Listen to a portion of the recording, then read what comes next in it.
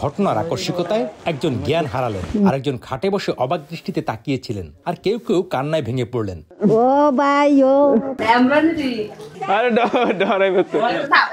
তবে এগুলো সবই ছিল অতি আনন্দ উচ্ছ্বাসের পরিণতি। কেন, কিভাবে, এ প্রশ্নের উত্তর জানতে চান তো? তাহলে চলে যেতে হবে ফ্ল্যাশব্যাকে।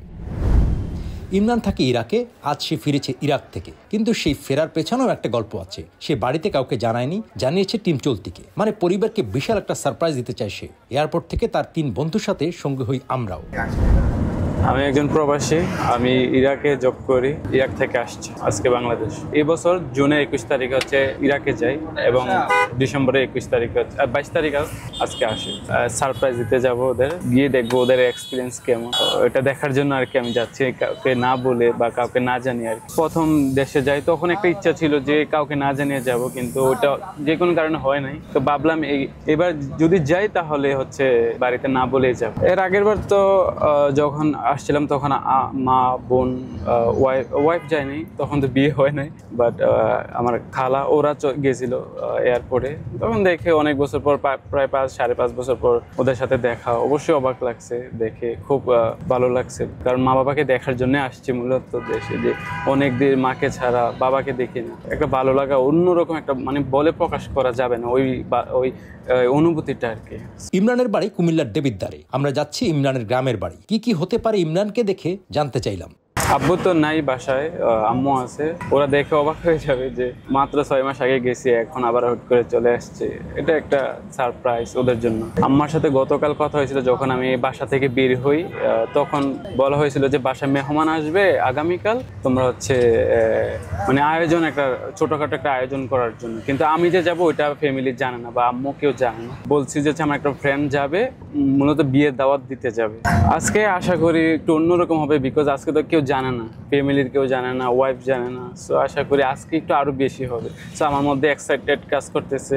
হঠাৎ করে যখন আম্মা আমাকে দেখবে হয়তো অবাক হয়ে যাবে, কল্পনা হয়তো করতে পারবে না যে আমি যে দেশে যাব, কারণ আমি মাত্র 6 মাস আগে দেশে থেকে আসছি। তারা কখনোই আমাকে দেখে হয়তো স্বাভাবিকভাবে প্রথমে বিশ্বাস করতে চাইবে না যে আমি দেশে গিয়েছি। প্লেন থেকে যখন বাংলাদেশে ল্যান্ড করি, যখন কুয়াশা আমি দেখতে পাই, তখন আমার খুব ভালো লাগে। কুয়াশা আমার খুব ভালো লাগে। সো যখন দেখতে পাই কুয়াশা, তখন মনের ভালো লাগাটা প্রকাশ করতে পারবো না।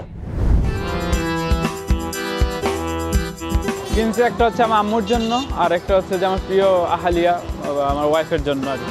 এটা যেহেতু হঠাৎ করে আসছি, তার জন্য ফুল দিয়ে শুভেচ্ছা জানাবো আর কি তাদেরকে, মানে সারপ্রাইজ দেবো ওদের। তো আপনি বসেন, আমি পিছিয়ে বসবো।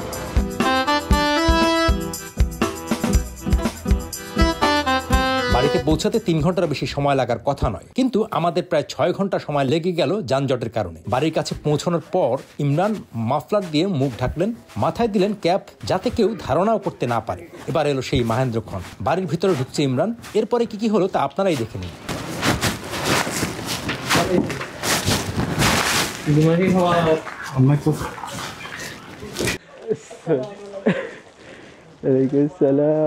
কেমন আছো? ভালো আছি।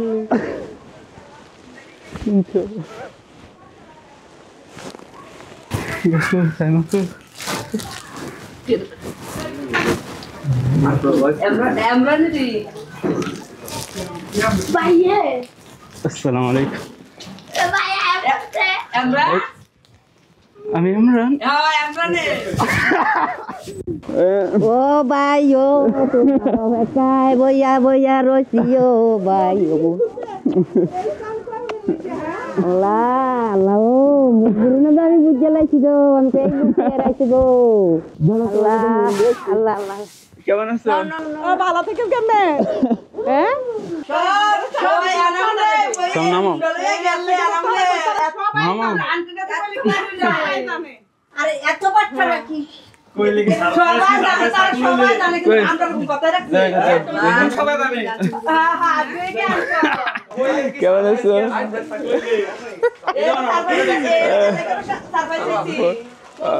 আরে আরে আরে বক্সার ও দরাকের মাগো কি ব্যবস্থা করছো? ও কি রে কি কথা এটা দরাই ব্যবস্থা না তুই চাই ধরে আমার তো কত কাটতাছে কাটতে ও ছোট দিকে আনতা কত কাটতাছে কি দেবো তাহলে কি বলবো দেখ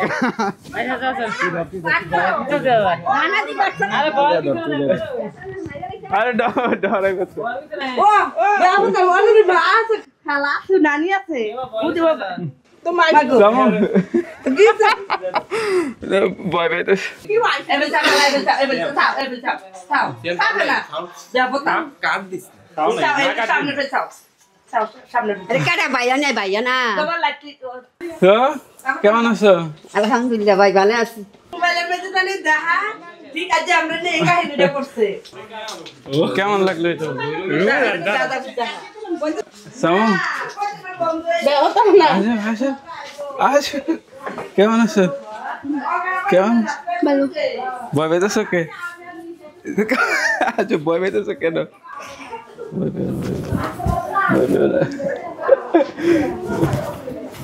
আচ্ছা আচ্ছা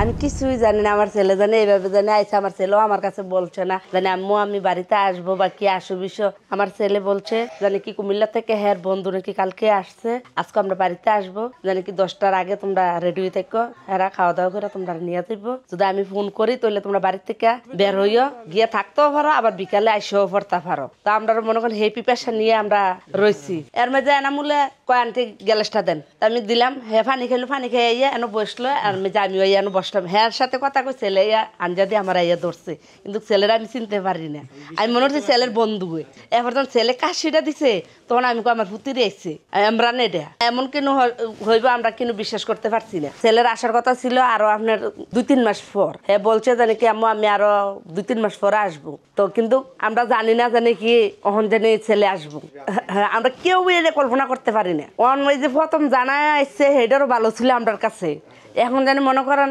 আইয়া আমরা সারপ্রাইজ দিব আমরা এটা জীবনও ভাবছি না ছেলে যেন আইয়া যেন আমরা সারপ্রাইজ দিব এটাও একটা আনন্দ মনে করেন যে তখন ছেলে আইয়া হঠাৎ সবার একলগে কেউ জানাইলো না শোনাইলো না একলগে আইয়া জানি মনে করেন একটা সারপ্রাইজ দিল এটাও একটা আনন্দের বিষয় এরকম দুষ্ট ছিল না আমার ছেলে কখনো যেরকম তখন এরকম কিন্তু সময় এরকম করছে না কিন্তু এই প্রথম এটা যে তখন ছেলে আইসে একটা আনন্দ করে আমরা আর কিছু আছে হাঁসের মাংস ভাগ করছি আজকা হাঁসের মাংসটা কষাই রাখছি কিন্তু ভাগ করছি না তো হাঁসের মাংসটা মনে করেন যখন তখন ভাগ করলে ভালো লাগে না কষাইয়া রাখলে করলে হাঁসের মাংসটা ভাগ করলে ভালো লাগে তখন ছেলেরা মনে করেন কালকে হাঁসের মাংস ভাগ করে খাওয়ামু এখন ঘরের মাঝে আল্লাহ চাল আছে আতপ চাল এখন মনে করেন শীতের মৌসুম পিঠা বানাই খাওয়ামু শীতের পিঠা আজকেও তোমার খালা বলছে জানে কি ইয়া করছে আমরানের কাছে বলে লুক যাইব পিঠাটি আগে আগে বানাই রাখলে যে কোনো সময় গেলে দিয়া দেওয়া যাইব আজকেও বলছে তোমার খালা আমার সাথে আনন্দ আমরা বউ মনে করেন ছেলে আওয়াতে মনে করেন দেখলেন না কিরকম হইলো মেয়েরও বাতি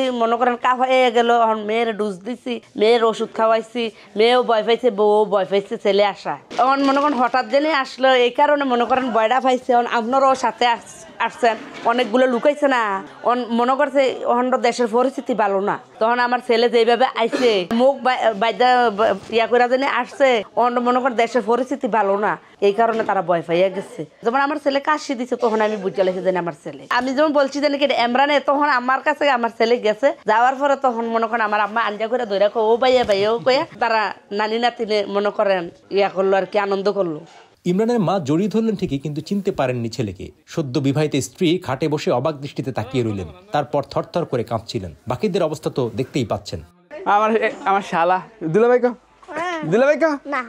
কা এটা আমি লাগা গেছিলাম যাওয়ার বেলা এই গাছটাকে এসে যেতে দেখে আমাদের এখানে কিন্তু পানি পড়ছিল বুঝছেন এখন পর্যন্ত বন্যার সময় এখন পর্যন্ত পানি উঠছিল ওই যে এখন পর্যন্ত পানি উঠছিল বন্যার সময় তারপর যে গাছগুলো বেঁচে আছে এটা তো অনেক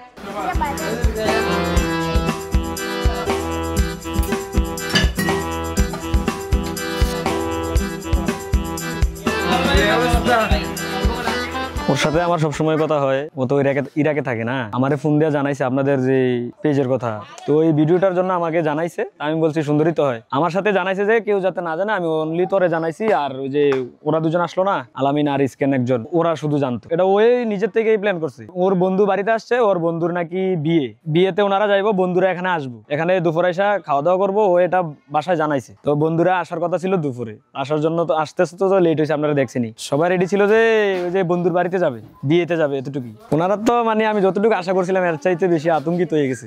কয়েকজন তো মানে কাঁপাকাঁপি শুরু হয়ে গেছে, মাথায় মনে পানিও ডালছে, এরকম কিছু। ছোট বোন একজন তো অবস্থা খারাপ একদম, হঠাৎ দেখছে না